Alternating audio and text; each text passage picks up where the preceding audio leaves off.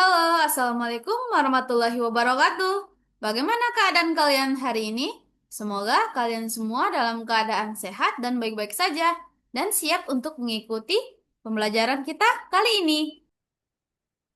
Nah, teman-teman, tentunya kalian punya makanan favorit, bukan? Apakah itu nasi goreng, bakso, mie goreng, risol, pisang coklat, atau chicken katsu? Wah, begitu membayangkan saja air liur kita sudah keluar ya. Nah, air liur merupakan sistem pencernaan sedang berlangsung. Nah, kira-kira mengapa demikian ya? Air liur itu berfungsi untuk menandakan bahwa sistem pencernaan kita sedang bekerja. Bahkan sebelum makanan itu masuk ke dalam tubuh kita. Apa sih proses yang terjadi di dalam tubuh kita? Mulai dari kita memasukkan makanan dari mulut, apakah langsung terbuang begitu saja ketika kita melakukan proses buang air besar atau BAB? Kalian penasaran bukan bagaimana sih sistem pencernaan di dalam tubuh kita itu bekerja? Baik, mari kita simak pembelajaran tentang sistem pencernaan. Mari kita mulai proses pencernaan. Menurut fungsi dari organ pencernaan itu terbagi menjadi dua. Yang pertama ada organ utama pencernaan dan yang kedua organ pendukung pencernaan. Organ utama pencernaan secara langsung dilewati oleh makanan yang masuk ke dalam tubuh kita, yang organnya meliputi mulut, kerongkongan, lambung, usus halus, usus besar, rektum, dan anus. Selanjutnya, organ pendukung pencernaan yang tidak dilewati oleh makanan namun ikut berperan dalam menyalurkan hormon-hormon pencernaan yang meliputi hati, kantung empedu, dan pankreas. Mari kita bahas sistem pencernaan berdasarkan organnya satu persatu, yang dimulai dari mulut. Mulut merupakan organ pertama dalam proses pencernaan. Fungsi mulut yang pertama ada gigi untuk mengunyah makanan menjadi potongan-potongan kecil. Selanjutnya lidah untuk membantu mengaduk makanan dan membentuk bolus atau gumpalan makanan. Selanjutnya ada kelenjar ludah yang mengandung enzim amilase untuk memecah karbohidrat. Selanjutnya organ pencernaan yang kedua yaitu kerongkongan atau esofagus. Nah, fungsi dari kerongkongan itu merupakan saluran yang menghubungkan mulut dengan lambung. Setelah makanan melewati kerongkongan atau esofagus, maka makanan sampai kepada lambung, di mana lambung merupakan organ berotot yang berongga yang mampu menampung makanan ketika sedang dicampur dengan enzim lambung. Fungsi utama lambung meliputi penyimpanan makanan sementara, pencernaan mekanis melalui peristaltik lambung, pencernaan kimiawi melalui asam lambung atau HCl yang mengaktifkan pepsinogen menjadi enzim pepsin. Nah, enzim pepsin merupakan suatu enzim yang mampu memecahkan protein menjadi asam amino, dan enzim renin yang mampu mengemulsikan protein susu.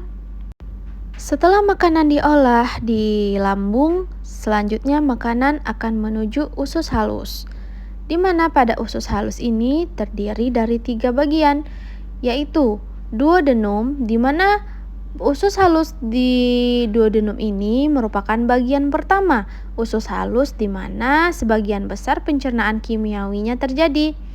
Enzim dari pankreas dan empedu dari kantong empedu membantu proses pada usus halus. Jejunum dan ileum merupakan bagian dari usus halus di bagian tengah dan akhir usus halus, di mana tempat penyerapan nutrisi terjadi.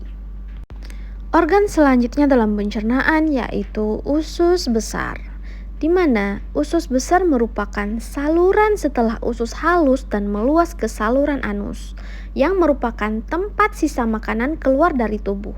Usus besar melakukan beberapa fungsi penting, yaitu menyerap air dan garam dari sisa makanan dan pembusukan sisa makanan dari bahan yang tidak dicerna oleh tubuh kita. Sisa-sisa makanan yang tidak dibutuhkan oleh tubuh akan menuju saluran rektum, di mana rektum merupakan penghubung antara usus besar dan anus. Rektum sebagai tempat terakumulasinya penyimpanan tinja sementara sebelum dikeluarkan oleh anus, di mana anus adalah organ pencernaan yang menandai tempat keluarnya sisa makanan. Otot, saraf pada anus, serta selaput lendir bekerja sama untuk memfasilitasi pergerakan feses. Selanjutnya, kita akan membahas tentang organ-organ yang mendukung proses pencernaan. Nah, organ pendukung pencernaan yang pertama itu ada pankreas, di mana pankreas terletak di belakang lambung dan memiliki dua fungsi utama, yaitu menghasilkan enzim pencernaan yang meliputi amilase, lipase, dan protease yang disekresikan ke dalam usus halus dan menghasilkan hormon insulin dan glukagon untuk mengatur gula darah pada manusia. Selanjutnya organ yang kedua yaitu hati. Hati berfungsi untuk memproduksi cairan empedu, membantu pencernaan lemak dan penyerapan nutrisi, memproses racun dan mengeluarkannya dari darah, menghasilkan zat yang diperlukan untuk pembekuan darah setelah cedera, dan membantu menjaga kadar gula darah yang sehat. Hati juga merupakan organ terbesar dalam tubuh yang memiliki kontribusi dalam proses sistem pencernaan. Selanjutnya itu ada kantong empedu, di mana kantong empedu adalah organ kecil yang berbentuk buah pir yang terletak di bawah hati. Peran utamanya adalah untuk menyimpan dan memekatkan empedu yang diproduksi oleh hati. Nah, empedu merupakan cairan pencernaan yang lengket dan berwarna kuning kehijauan yang diproduksi oleh hati dan disimpan di kantong empedu. Nah, ini adalah proses pencernaan manusia, mulai dari organ utama dan organ pendukungnya. Nah, demikianlah penjelasan tentang sistem pencernaan pada tubuh kita. Dari mulai kita memasukkan makanan ke dalam mulut hingga proses pembuangan sisa-sisa makanan dalam bentuk feses. Tadi sudah dijelaskan tentang sistem pencernaan, mulai dari organ-organ yang terlibat, serta organ pendukung, dan enzim-enzim yang berfungsi dalam membantu proses pencernaan dalam tubuh kita. Semoga mudah dipahami dan kalian mengerti dan memahami sistem pencernaan pada tubuh kita. Dan demikianlah untuk pembelajaran kita kali ini. Dan Assalamualaikum warahmatullahi wabarakatuh. Bye-bye.